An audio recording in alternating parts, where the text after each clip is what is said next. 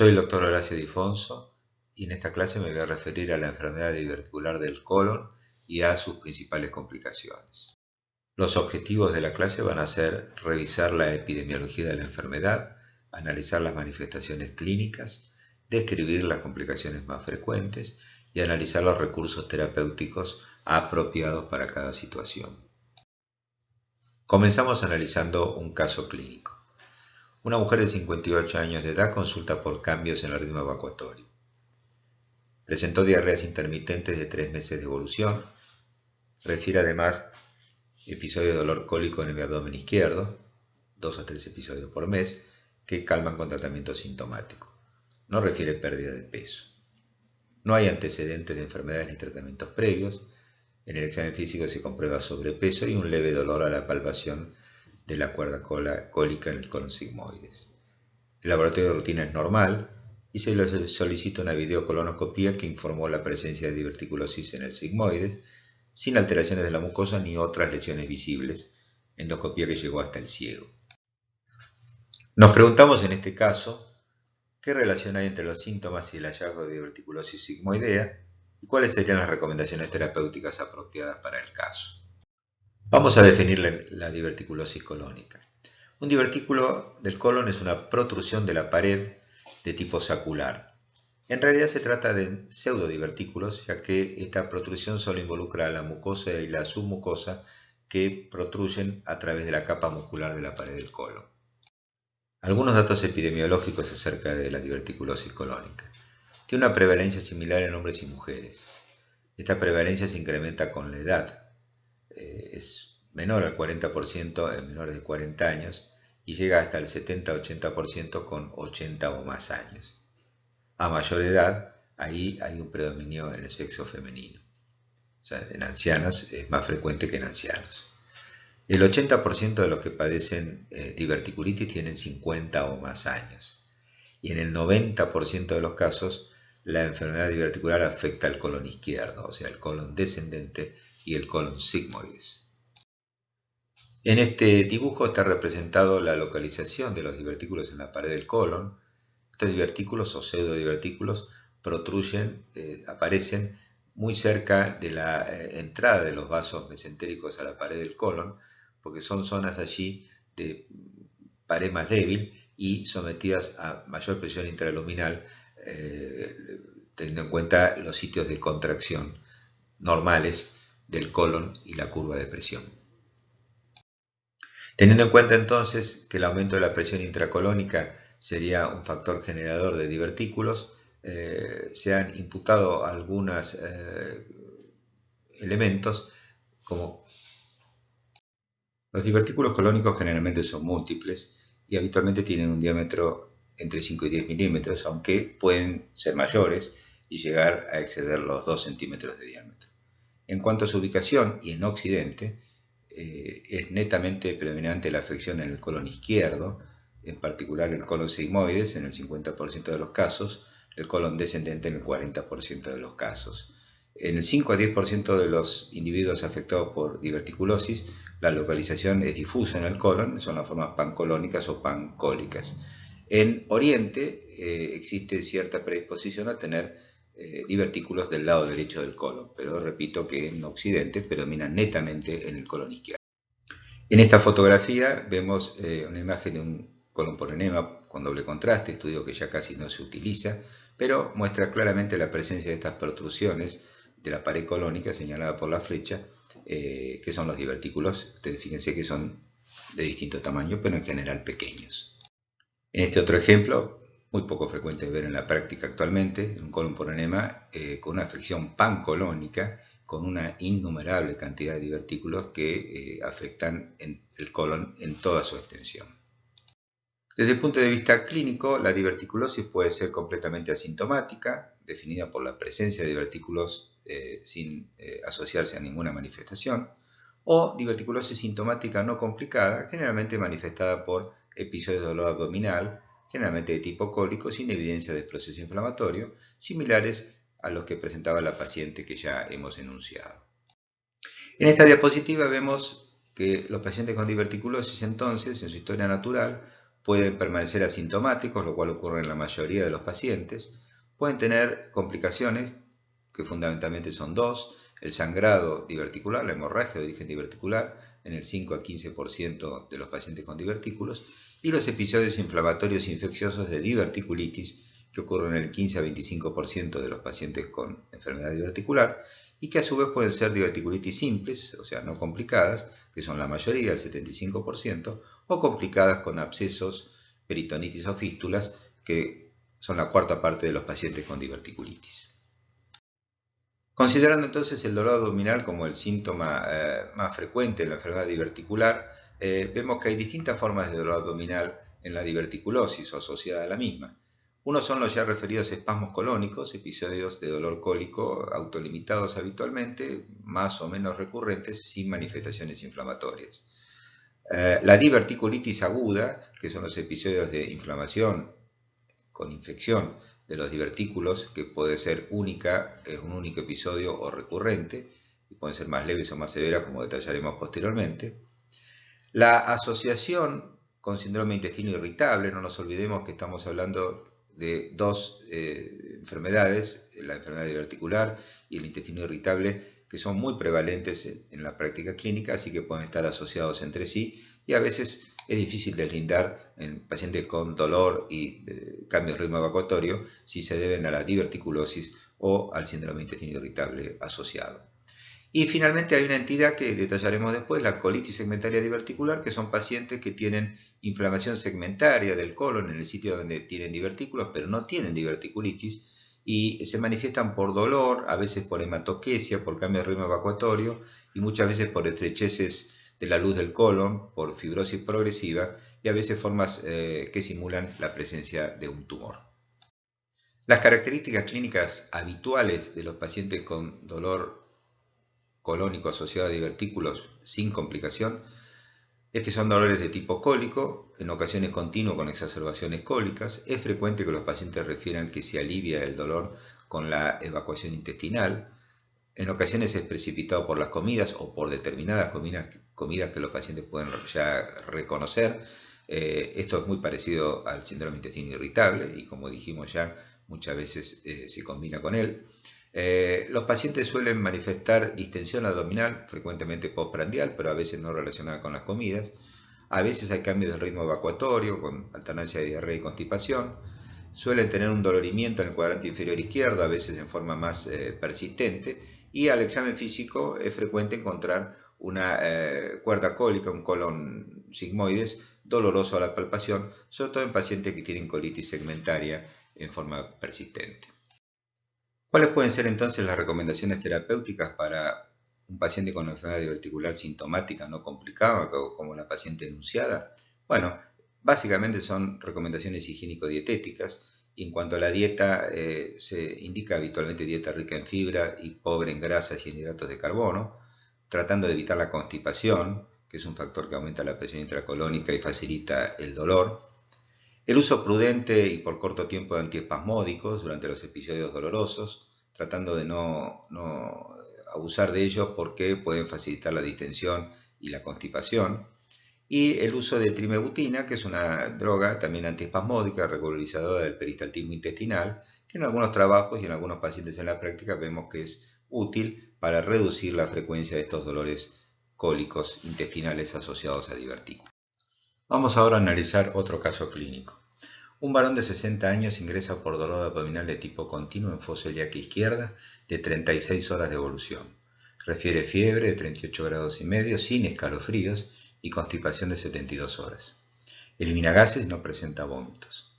Refiere un episodio similar 2 años antes, donde se le formuló el diagnóstico de diverticulitis aguda mediante una tomografía computada del abdomen.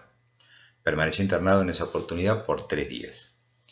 Es un paciente hipertenso tratado con enalapril, 10 miligramos por día, y con hipercolesterolemia tratado con la atorvastatina, 20 miligramos por día. Al examen físico es un paciente en buen estado general, con fiebre, con dolor en defensa y rebote en fosa ilíaca izquierda y ruidos hidroaéreos positivos. La placa de tórax es normal y la radiografía de abdomen muestra leve distensión aérea en el colon, ausencia de aire intestino delgado y en el recto. El laboratorio de ingreso tiene un hematocrito de 45% con 13.500 glóbulos blancos, 88% de neutrófilos y el resto normal.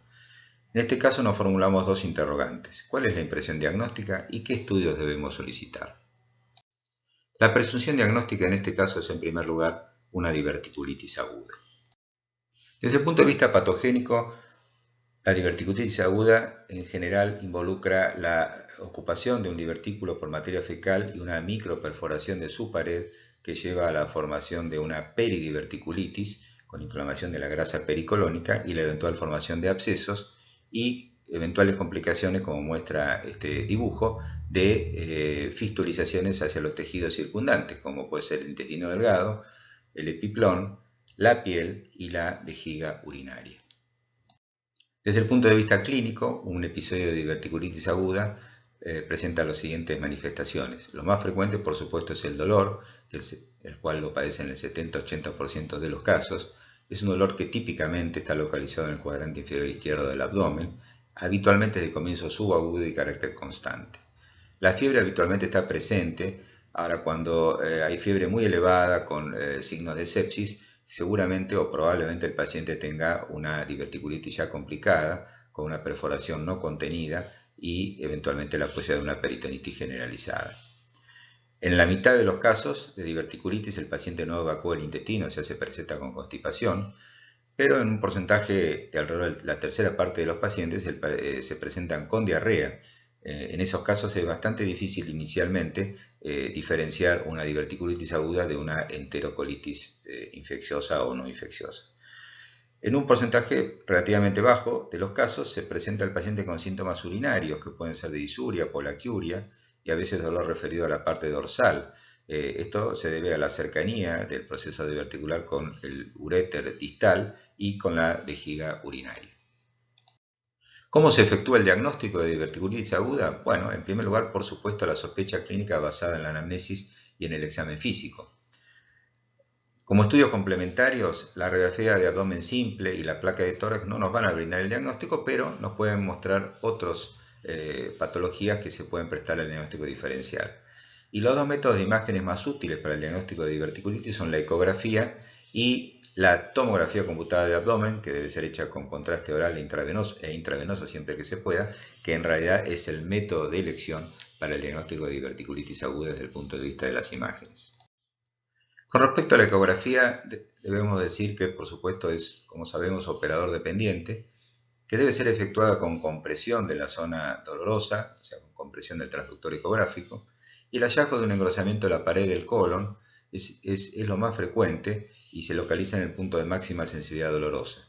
Este hallazgo se presenta en alrededor del 85-90% de los pacientes.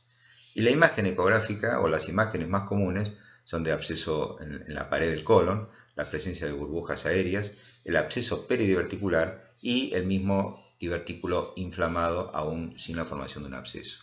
En general se considera que la sensibilidad de la ecografía para el diagnóstico de diverticulitis es entre el 85 y el 98% de los casos, o sea, es bien alta, y su especificidad es entre el 80 y el 90% de los casos, por supuesto cuando está efectuada por un operador experimentado.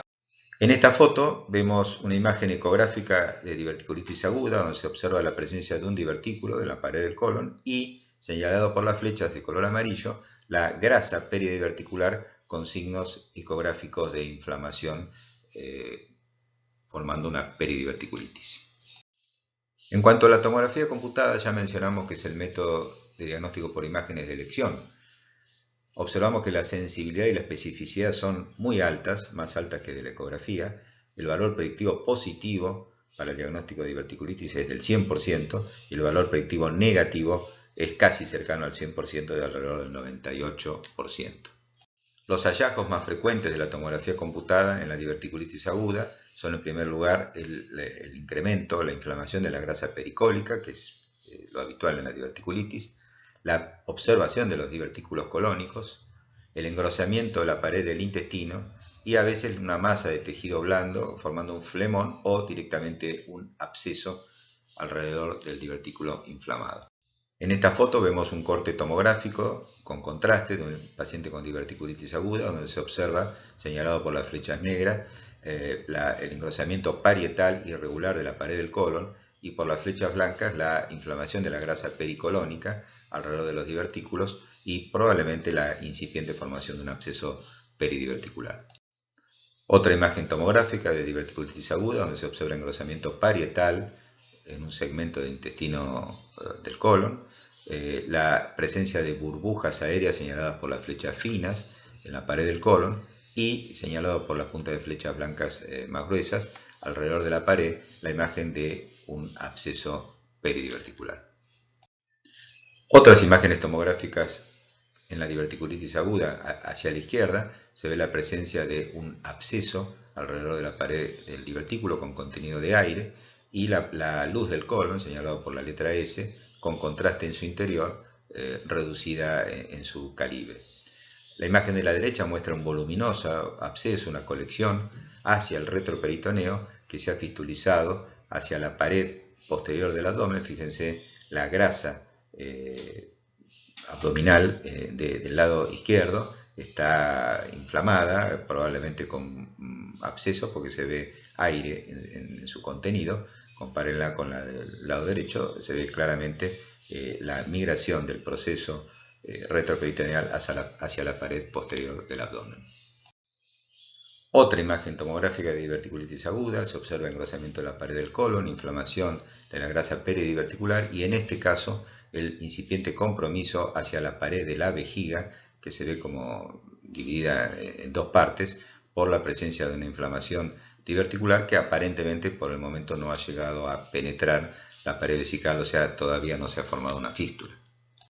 Esta es otra imagen, vemos en un corte coronal como la presencia de un absceso peridiverticular está comprometiendo ya la pared de la vejiga, que se ve engrosada en la zona en contacto con el absceso, por la presencia de una fístula colovesical, que es una de las complicaciones relativamente frecuentes de la diverticulitis aguda con absceso peridiverticular. Repasando entonces las complicaciones de la diverticulitis aguda, tenemos que tener en cuenta la posibilidad de una perforación libre, no contenida, que puede dar lugar a una peritonitis generalizada, que a su vez puede ser purulenta o fecal. La presencia de abscesos, que pueden ser sintomáticos, con dolor, con fiebre elevada, escalofrío, síndrome séptico, o silentes, en formas de curso más subagudo crónico, con la formación de una masa habitualmente palpable y dolorosa, que se parece y debe diferenciarse de un tumor de colon. Esta es la llamada forma crónica pseudotumoral. Y finalmente la presencia o formación de fístulas, que por suerte se hacen en un bajo porcentaje de los pacientes, y pueden ser, como mencionamos, las vesicales, que se presentan habitualmente como infecciones urinarias polimicrobianas, que suelen ser recurrentes, y a veces con la presencia de neumaturia. Las fístulas colovaginales, sobre todo en pacientes que han sido histerectomizadas, y las fístulas entéricas, que son fístulas entre el colon y el intestino delgado, que suelen presentarse como cuadros de diarrea recurrentes o crónicas, cuyo mecanismo patogénico es el sobrecrecimiento bacteriano, justamente por la comunicación entre el colon y el intestino delgado. Una clasificación comúnmente usada de los estadios de la diverticulitis aguda los divide en 4 estadios, que en realidad son 5 porque el estadio 1 se divide en 2 grupos.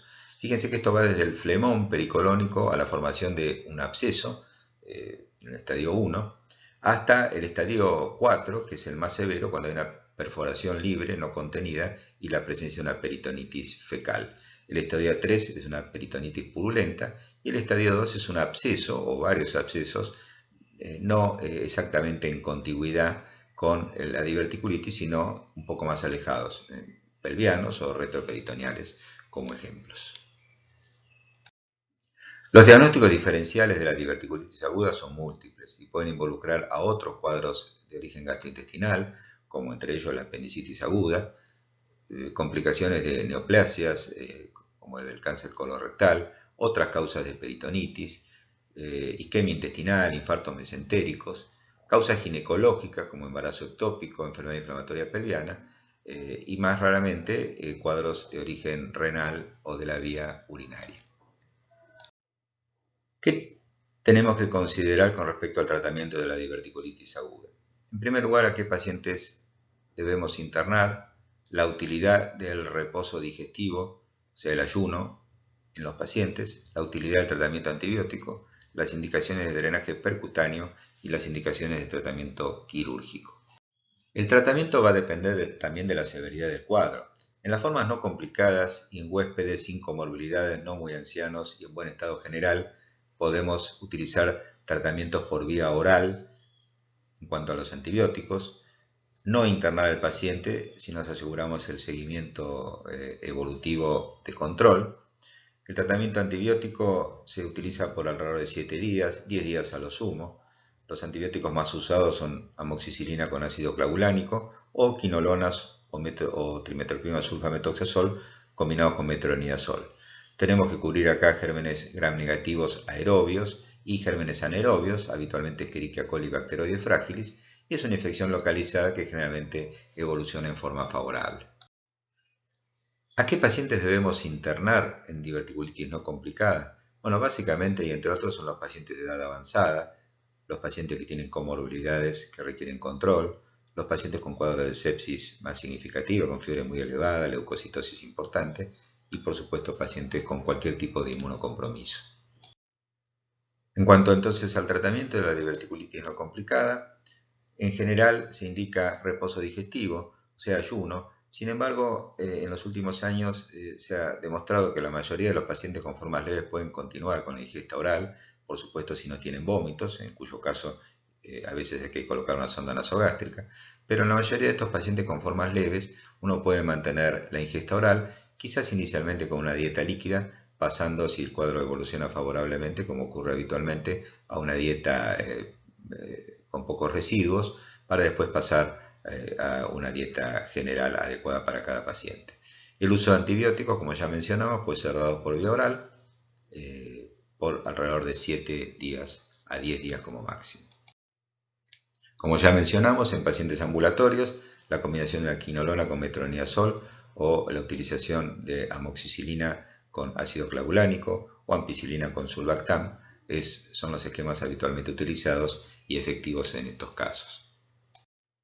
Ya cuando tratamos pacientes con diverticulitis no complicadas, pero más severas o con huéspedes que necesitan internación por inmunocompromiso, pacientes añosos o comorbilidades, como hemos mencionado anteriormente, utilizamos antibióticos por vía intravenosa.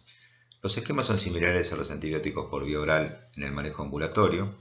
Pueden incluir una quinolona más metronidazol, la monoterapia con un beta-lactámico más un inhibidor de beta-lactamasa, generalmente ampicilina sulbactam. La dosis de ampicilina sulbactam puede variar entre 1.5 a 3 gramos cada 6 horas y estas distintas dosis son si uno considera que debe cubrir o no cubrir la posibilidad de infección por enterococo. En esos casos la dosis mayor, pero en la mayoría de los casos 1.5 gramos endovenosos cada 6 horas es suficiente. Otra alternativa es terapéutica combinada, utilizando una cefalosporina de tercera generación, habitualmente ceftriaxona, más un antianaeróbico, a las dosis que se muestran por vía intravenosa.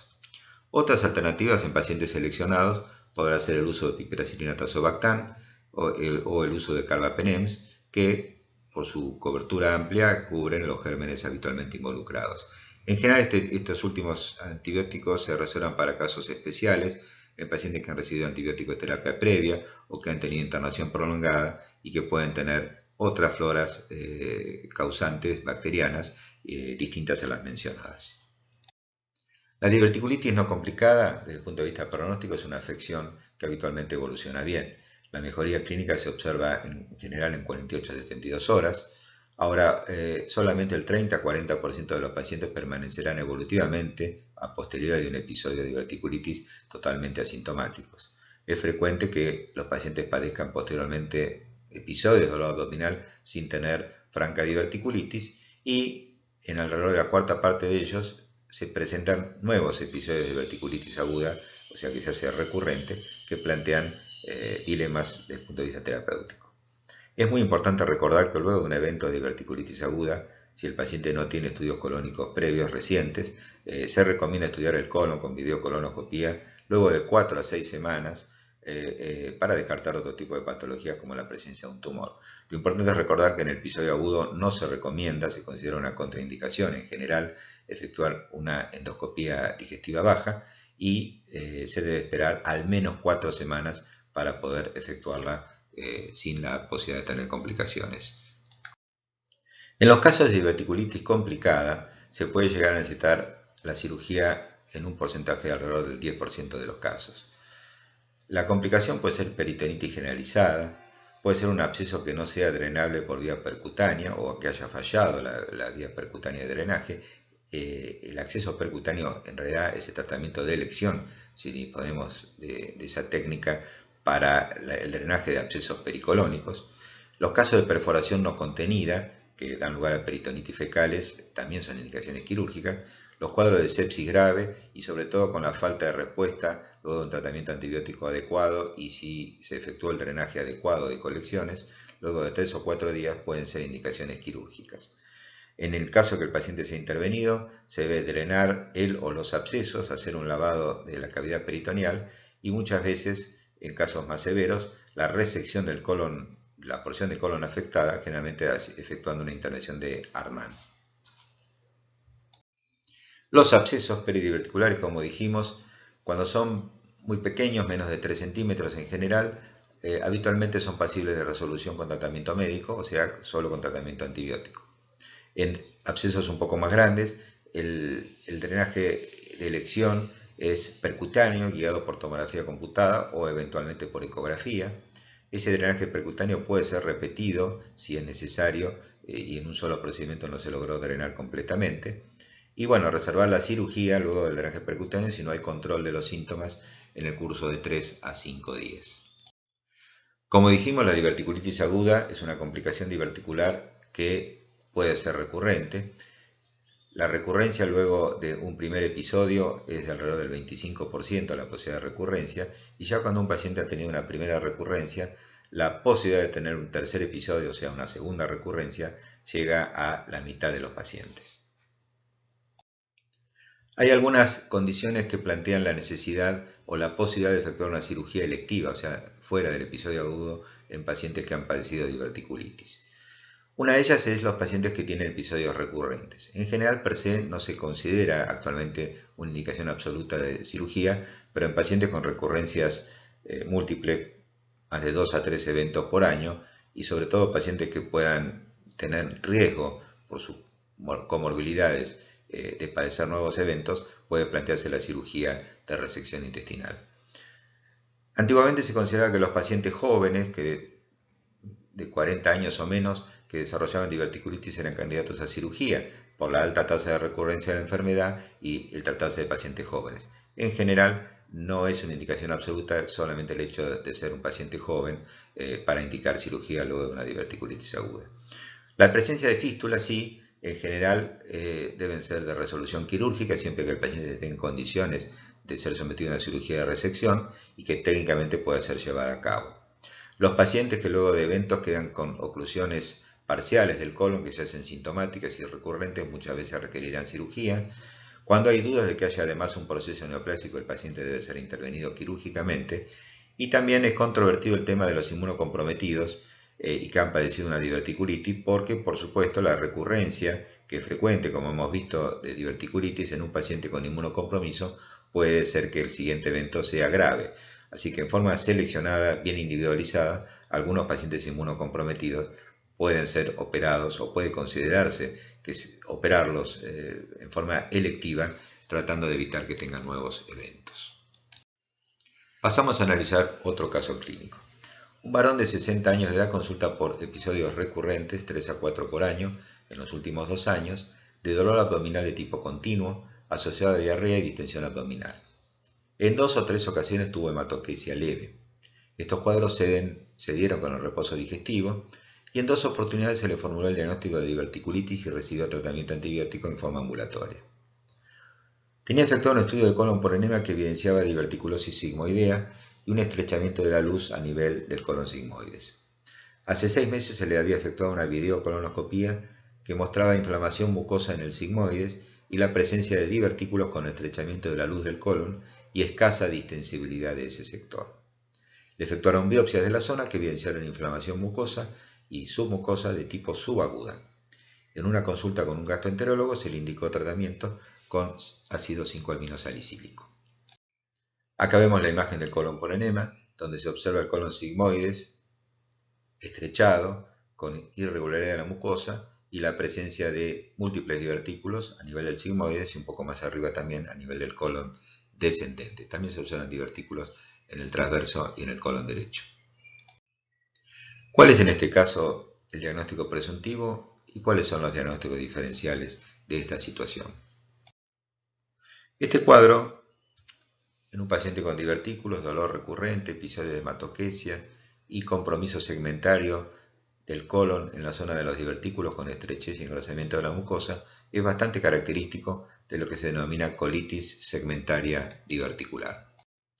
La colitis segmentaria diverticular es otra forma de presentación de la diverticulosis colónica y es una afección inflamatoria de la mucosa, habitualmente con estrechamiento de la luz del colon, de distribución segmentaria, afectando zonas que presentan divertículos.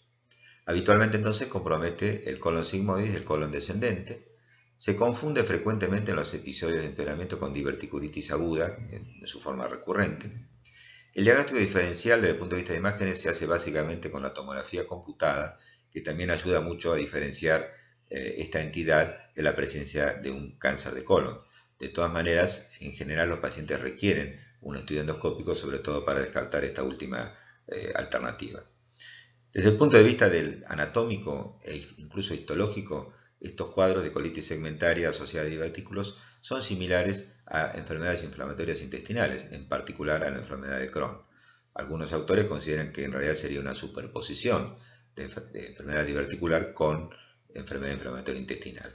De hecho, uno de los tratamientos utilizados con los cuales los pacientes suelen mejorar es la utilización de 5-aminosalicílico, el tratamiento habitual en enfermedad inflamatoria del colon, que estos pacientes suelen tener respuesta a estos tratamientos.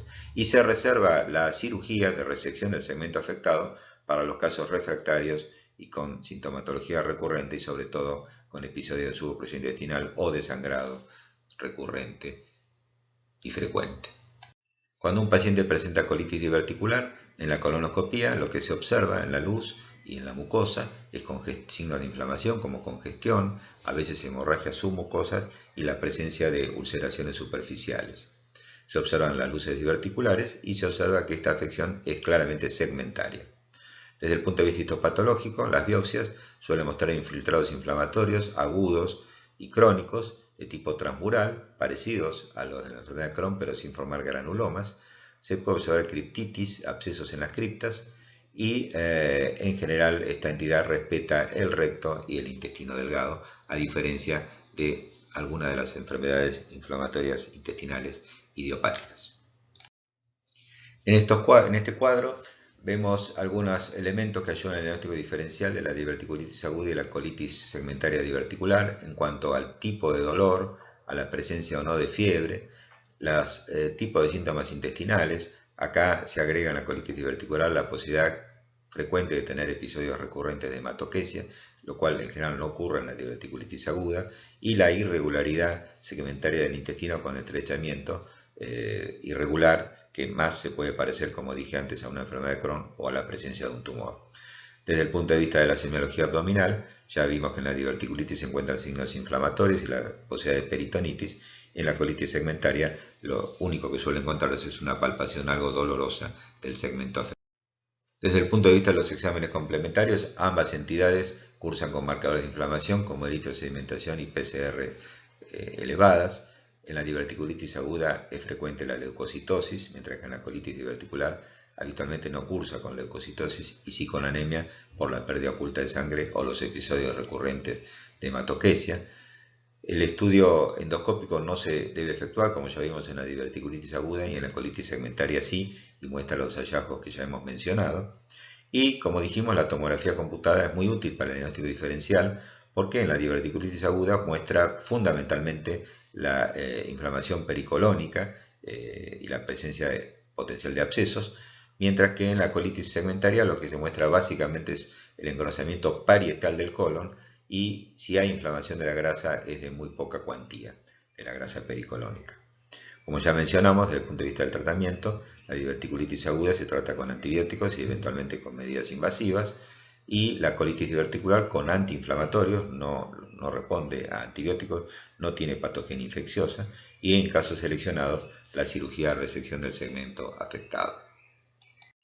Acá observamos la imagen endoscópica de una colitis segmentaria diverticular, observamos la presencia de orificios diverticulares sin contenido en su interior y una mucosa del colon congestiva, eritematosa y con ulceraciones superficiales, en este caso sin estrechamiento inflamatorio o cicatrizal de la luz. Mencionaremos ahora la otra complicación frecuente de los pacientes con diverticulosis, que es la hemorragia de origen diverticular. La posibilidad de que un divertículo sangre tiene una explicación anatómica, y es que la arteria que irriga el divertículo está separada de la luz intestinal solo por la mucosa, y habitualmente tiene una alteración en sus capas con un aumento de la capa íntima y un adelgazamiento de la capa muscular, lo cual lleva a una debilidad segmentaria de esas arterias de poco calibre que pueden llevar a la ruptura. Se presenta la hemorragia diverticular habitualmente como una hematoquesia no dolorosa, que es habitualmente autolimitada. En la mitad de los casos los pacientes refieren que han tenido episodios de hematoquesia previa. Es excepcional que el divertículo que sangre además se inflame. En general el paciente que tiene diverticulitis no tiene hemorragia diverticular y el paciente que tiene hemorragia diverticular habitualmente no padece de diverticulitis. El examen físico desde el punto de vista local es irrelevante, en general el abdomen no es doloroso en estos casos y solamente en el 5% de las hemorragias de origen diverticular se presenta compromiso hemodinámico y las características de una hemorragia digestiva baja grave. Habitualmente son pacientes añosos, de más de 60-70 años y que tienen comorbilidades, los que padecen de hemorragia diverticular y por supuesto los que padecen de hemorragia diverticular grave y la posibilidad de tener compromiso hemodinámico. Para finalizar vamos a mencionar que en los últimos años han surgido muchas publicaciones de distintas fuentes que contradicen algunos paradigmas que se han mencionado durante años acerca de la enfermedad diverticular del colon. El primero de ellos es la utilidad de la dieta. Si uno realmente debe indicar dieta rica en fibras, lo cual hacemos, como hemos mencionado antes, en la práctica con frecuencia. No está claramente demostrado que proteja contra la formación de divertículos colónicos y la posibilidad de sus complicaciones. De todas maneras, en general en la práctica seguimos indicando dieta rica en fibras porque su principal objetivo es evitar la constipación y el aumento de la presión intraluminal en pacientes que se constipan. Otro elemento que se pone en duda actualmente es que la incidencia de diverticulitis en pacientes con diverticulosis sea del 10 a 25% en la historia natural que se consideraba anteriormente. Actualmente se considera que 1 a 2% con seguimiento a 10 años de pacientes con diverticulosis padecerán de diverticulitis. Otro elemento de la dieta que en los últimos largos años se ha cuestionado es que algunos alimentos puedan causar diverticulitis o eventualmente hemorragia. En particular, durante mucho tiempo se ha imputado que alimentos con semillas y alimentos de tipo nueces eran capaces de provocar diverticulitis por introducirse en el cuello de un divertículo, obstruirlo y facilitar el proceso. La mayoría de los expertos consideran que esto en realidad se ha repetido durante muchos años, pero no es así, y los pacientes con divertículos colónicos pueden recibir este tipo de alimentos.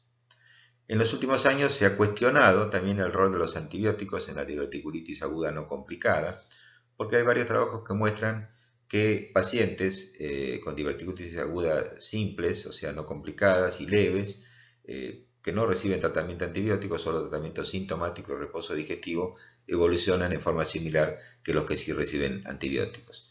En general, en nuestro medio, como ya hemos mencionado, indicamos antibióticos aún en esas formas leves. En esos casos, habitualmente por vía oral y por tratamientos de duración corta. Sería lícito de todas maneras, hay aval bibliográfico en las formas muy leves, no indicar antibióticos ya que aparentemente no habría diferencia. Y finalmente, la decisión de una resección programada debe ser individualizada y no sistemática luego de recurrencia o en pacientes jóvenes. Como hemos ya mencionado anteriormente, durante muchos años y algunos cirujanos consideran que pacientes muy jóvenes con un episodio de diverticulitis conviene operarlos para evitar las recurrencias porque, bueno, tienen muchos años por delante y una alta tasa de recurrencias.